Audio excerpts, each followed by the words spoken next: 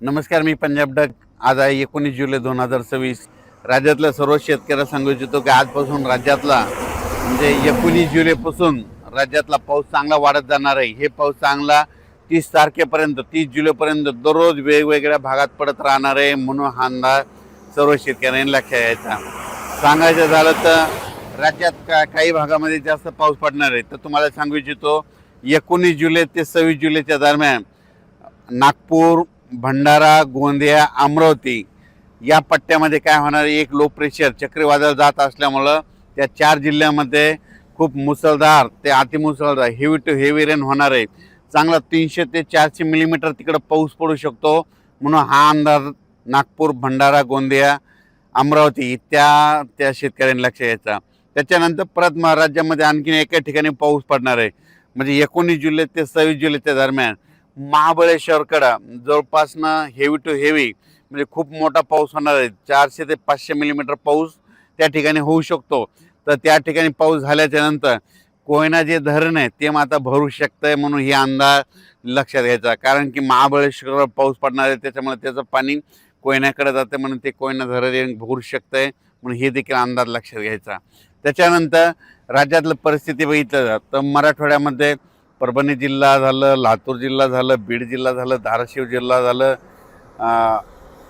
जालना जिल्हा, संभाजीनगर या इथं काल देखील आज देखील पाऊस पडला आणि आणखीन जवळपास 30 तारखेपर्यंत असा दररोज वेगवेगळ्या भागात काही ठिकाणी जोराचा पाऊस पडणार, कुठं रिमझिम पडणार, कुठं पेंडॉलचा पडणार, म्हणून मराठवाड्यातल्या शेतकऱ्यांना अंदाज लक्षात यायचा.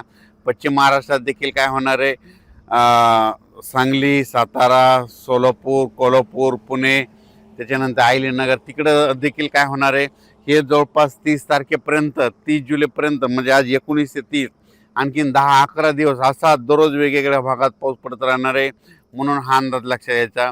त्याच्यानंतर इकडं उत्तर महाराष्ट्राकडं नंदुरबार जिल्हा झालं, धुळे जिल्हा झालं, नाशिक जिल्हा झालं, त्याच्यानंतर अहिल्यानगर, इकडं संभाजीनगर ह्या पट्ट्यामध्ये देखील काय होणार आहे की तिकडे देखील असा म्हणजे 19 तारखेपासून ते 30 जुलैपर्यंत असा दररोज वेगवेगळ्या भागात विखुरलेल्या स्वरूपाचा पाऊस पडणार आहे, म्हणून हा अंदाज लक्षात यायचा.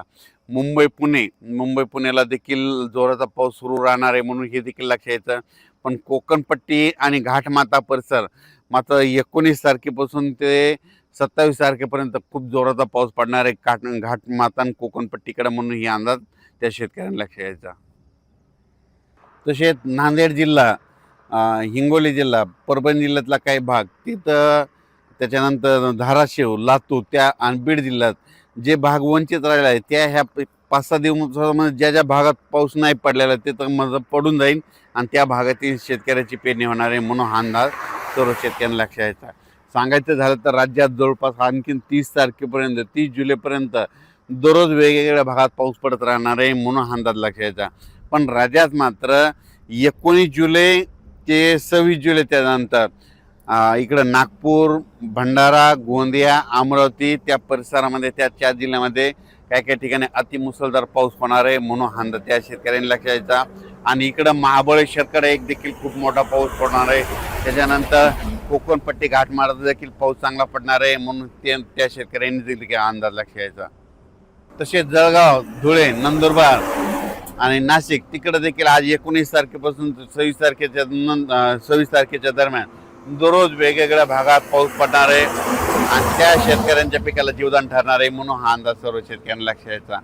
आणि त्याच्यानंतर अहिल्यानगर जिल्ह्यामध्ये आज 19 तारखेपासून ते 26 तारखेच्या दरम्यान दररोजच पाऊस वाढत जाणार आहे, सगळीकडं पडत जाणार आहे आणि सगळ्या अहिल्यानगर जिल्ह्यातील सर्व तालुक्यामध्ये पडणार आहे, म्हणून त्यांनी देखील हा अंदाज लक्षात यायचा. त्याच्यानंतर पुणे जिल्हा, बारामती, दौंड, श्रीगोंदा त्या परिसरात देखील आजपासून पावसाचा जोर वाढत जाणार आहे आणि त्या भागात चांगला जीवदान ठरणारा पाऊस पडणार आहे, म्हणून हे लक्षात यायचं.